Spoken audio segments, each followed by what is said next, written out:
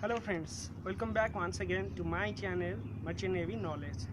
दोस्तों, पिछले एपिसोड में हम लोगों ने बात किया था मर्चेंट नेवी क्या है, मर्चेंट नेवी में कितना डिपार्टमेंट्स रहता है और मर्चेंट नेवी का जो पूरा सिस्टम है वो सब हम जाने थे पिछले एपिसोड में। अभी इस एपिसोड में हम डिस्कस करेंगे मर्चेंट नेवी में ज्वाइन कैसे करोगे, मर्चेंट नेवी ज्वाइन करने के लिए क्या एलिजिबिलिटी होता है, कौन सा डिपार्टमेंट में, किस रैंक में क्या सैलरी होता है, कैसे आप ज्वाइन करोगे, उसके लिए एजुकेशनल क्वालिफिकेशन, कहाँ से पढ़ाई करोगे, इस सब के बारे में हम आपको बताएंगे इस वीडियो में। चलिए स्टार्ट करते हैं। लेकिन वीडियो स्टार्ट करने से पहले हम आपको ये बताना नहीं भूलेंगे, अगर वीडियो आपको अच्छा लगे तो मेरे चैनल को सब्सक्राइब और लाइक करना मत भूलिएगा। चलिए फिर स्टार्ट करते हैं। तो दोस्तों, मर्चेंट नेवी में तीनों डिपार्टमेंट होता है, एक सीमेनशिप और एक मरीन इंजीनियरिंग और तीसरा है कैटरिंग।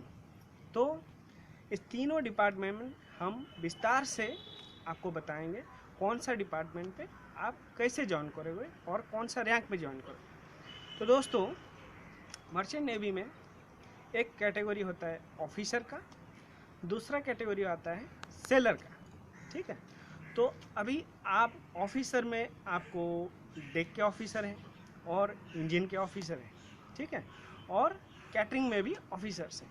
तो डेक में जो ऑफिसर्स होते हैं वो होते हैं जैसे आपका शिप का मास्टर है यानी कि कैप्टन, वो ऑल ओवर इंचार्ज होते हैं। उसके नीचे आपका चीफ ऑफिसर, फिर आपका सेकंड ऑफिसर, फिर थर्ड ऑफिसर और फिर कैडेट यानी कि जूनियर ऑफिसर्स आते हैं। ये डेक डिपार्टमेंट में होता है। फिर इंजीनियरिंग डिपार्टमेंट में आपका हाईएस्ट टॉप होते हैं चीफ इंजीनियर, उनके नीचे सेकंड इंजीनियर, उनके नीचे थर्ड इंजीनियर, फोर्थ इंजीनियर और फिर जूनियर इंजीनियर यानी कि इंजन कैडेट। फिर कैटरिंग डिपार्टमेंट में आपका जो हाईएस्ट टॉप रैंक होता है वो चीफ कुक होता है, उनके नीचे फिर सेकंड कुक, असिस्टेंट कुक, ये सब आते हैं। फिर अभी क्रू के बारे में, वैसे ही जैसे ऑफिसर्स होते हैं वैसे क्रू में आपका डेक साइड में बोसन होते हैं, उसके नीचे फिर एबी यानी कि एबल बॉडीड सीमैन, उसके नीचे ओएस यानी कि ऑर्डिनरी सीमैन, फिर उसके नीचे ट्रेनी सीमैन। ठीक है, और सेम इंजन साइड में आपका जैसे इंजन बोसन, कहीं कहीं जैसे कंपनीज लाइक एससीआई वगैरह में आपको इंजन सैरंग भी कहा जाता है उन लोगों को। फिर फिटर होते हैं, फिर आपका ऑयलर होते हैं, मोटरमैन होते हैं, फिर वाइपर होते हैं और ट्रेनी वाइपर भी होते हैं। और फिर सेम कैटरिंग साइड में आपका जनरल स्टीवर्ड, फिर जीएस यानी कि जनरल स्टीवर्ड, फिर उसके बाद डीयूएच यानी कि डेक यूटिलिटी हैंड होते हैं। ठीक है, तो ये सब होते हैं आपका कैटरिंग साइड में।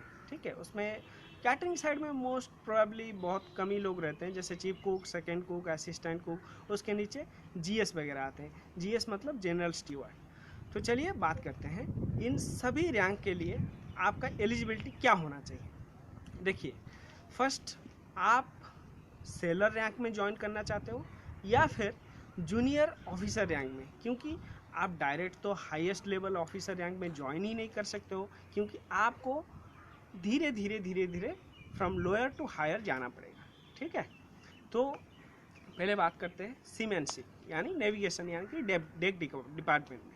तो डेक डिपार्टमेंट में आप अगर आज ऑफिसर, आज जूनियर कैडेट ज्वाइन करना चाहते हो तो आपको 10+2 वो भी 12th साइंस आपको होना चाहिए, 12th साइंस पास होना चाहिए विथ फिजिक्स, केमिस्ट्री, मैथमेटिक्स, और लोएस्ट आपको 45% रख के नंबर से आपको पास होना चाहिए, यानी कि 12th साइंस में आपका 45% होना चाहिए विथ फिजिक्स, केमिस्ट्री, मैथमेटिक्स।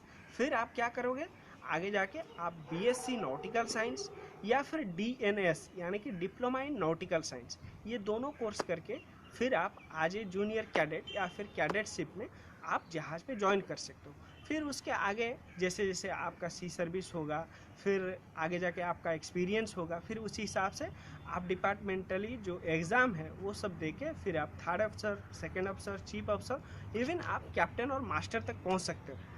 वैसे ही सेम इंजीनियरिंग डिपार्टमेंट में आप अगर आज इंजन कैडेट या फिर जूनियर इंजीनियर में या फिर ट्रेनी मरीन इंजीनियर TME में ज्वाइन करना चाहते हो तो आपके लिए क्या है क्राइटेरिया, आप 10+2 साइंस विथ PCM और नॉट लेस देन 60%, यानी कि 60% एग्रीगेट में with PCM physics chemistry mathematics होना चाहिए और पास होना चाहिए आपको 10+2 साइंस। इसके बाद आप फिर BE मरीन या फिर बीटेक इन मरीन इंजीनियरिंग या फिर GME ग्रेजुएट मैकेनिकल इंजीनियरिंग में आप ट्रेनिंग कर सकते हो। ट्रेनिंग के बाद फिर आप एलिजिबल हो जहाज़ पे आज इंजन रूम कैडेट ज्वाइन करने के लिए या फिर ट्रेनिंग मरीन इंजीनियरिंग में ज्वाइन करने के लिए। ठीक है, सेम आपका जो कैटरिंग साइड है उसमें आपको ज्वाइन करने के लिए क्या करना पड़ेगा, सैलून रेटिंग एक कोर्स होता है सैलून रेटिंग, उस पर आपको ज्वाइन होना पड़ेगा। इसके लिए क्या एलिजिबिलिटी है, आपको 10+2 पास होना चाहिए, बस कोई भी स्ट्रीम आर्ट साइंस या कॉमर्स किसी से भी आप पास हो 10+2 में। फिर उसके बाद आप एलिजिबल हो सैलून रेटिंग में एंट्री होने के लिए, भर्ती होने के लिए। फिर आप जैसे सैलून रेटिंग 6 महीने का कोर्स होता है, उसको करने के बाद फिर पास आउट होने के बाद फिर आप जहाज़ पे ज्वाइन कर सकते हो आज GS या फिर जनरल स्टीवर्ड या फिर ट्रेनी GS या फिर DUH या फिर डेक यूटिलिटी हैंड, जिस कंपनी में जो रैंक होता है उसी हिसाब से ज्वाइन करोगे। फिर उसके बाद आप जैसे ऑन बोर्ड ज्वाइन करने के बाद जैसे जैसे आप सर्विस आपका बढ़ेगा, आगे जाके एक्सपीरियंस बढ़ेगा, उस एक्सपीरियंस के बेसिस पे आप आगे जाके एग्ज़ाम दोगे या फिर जो भी डिपार्टमेंटल सिस्टम होता है उसी हिसाब से आपको सर्टिफिकेट निकाल के फिर आप सेकंड कुक, असिस्टेंट कुक या फिर चीफ कुक बन सकते हो। चीफ कुक हाईएस्ट रैंक होता है। ठीक है, अभी बात करते हैं सैलरी के बारे में। देखिए सैलरी जो है मर्चेंट नेवी में आप 18-20 हज़ार से लेकर के आप इवन 5 लाख 10 लाख या फिर एबव 10 लाख भी आप कमा सकते हो। That's depend upon the ranks, rank wise आप ये सैलरी कमा सकते हो। ठीक है, फिर सबसे अहम बात क्रू के लिए, सेलर के लिए क्या एलिजिबिलिटी है। देखिए आप अगर सेलर में जैसे या फिर इंजन या फिर डेक कोई भी साइड में आप ज्वाइन करना चाहते हो तो इसके लिए आपका जो बेसिक कोर्सेस है वो GP रेटिंग है, जनरल पर्पज रेटिंग कोर्स, प्री-C GP रेटिंग उसको कहा जाता है। ये एक 6 महीना का कोर्स होता है। तो उसको करने के लिए क्या एलिजिबिलिटी है आपका, आप मिनिमम 10th लेवल से भी आप कर सकते हो। ठीक है, 10th पास होना चाहिए, लेकिन आपको एग्रीगेट में इंडिविजुअली आपको इंग्लिश में 40% होना चाहिए। दोस्तों याद रखिएगा, नोट दैट कि आपको इंग्लिश में आप चाहे ओवरऑल आप 70-80% रखो, उससे कोई मतलब नहीं, लेकिन हमको इंडिविजुअली 40% नंबर इंग्लिश में ही चाहिए, चाहे वो आपका +2 लेवल में हो या 10th लेवल में हो या कुछ भी हो। या फिर आप अगर ITI किए होंगे तो आपको और भी अच्छा है, आप फिटर वगैरह में ज्वाइन करने के लिए। ठीक है, तो ये प्री-C GP रेटिंग आप कहीं से भी, मतलब पूरे ऑल ओवर इंडिया में बहुत सारे कॉलेज हैं जहाँ से आप प्री-C GP रेटिंग पास आउट होके फिर आप आज ए सेलर, आज ए क्रू आप जहाज़ पे ज्वाइन कर सकते हो।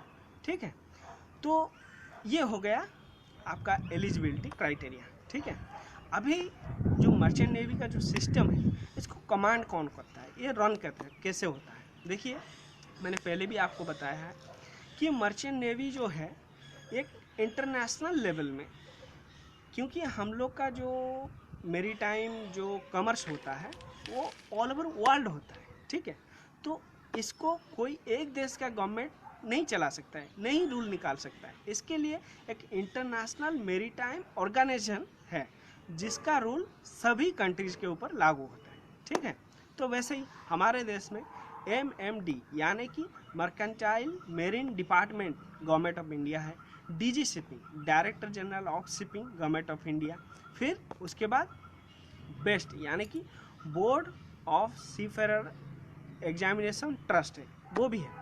तो इन 3-4 के कोलैबोरेशन में, म्यूचुअल अंडरस्टैंडिंग में मर्चेंट नेवी का जो सिस्टम है वो चलता है। ठीक है, तो मर्चेंट नेवी ज्वाइन करने के लिए सबसे अहम बात, आपको जो डॉक्यूमेंट चाहिए, जो दस्तावेज चाहिए, उस सभी में से वैसे तो कई सारे सर्टिफिकेट्स चाहिए, लेकिन सबसे इम्पोर्टेंट है CDC यानी कि कंटिन्यूस डिस्चार्ज सर्टिफिकेट, चलो तो उन्मोचन प्रमाण पत्र।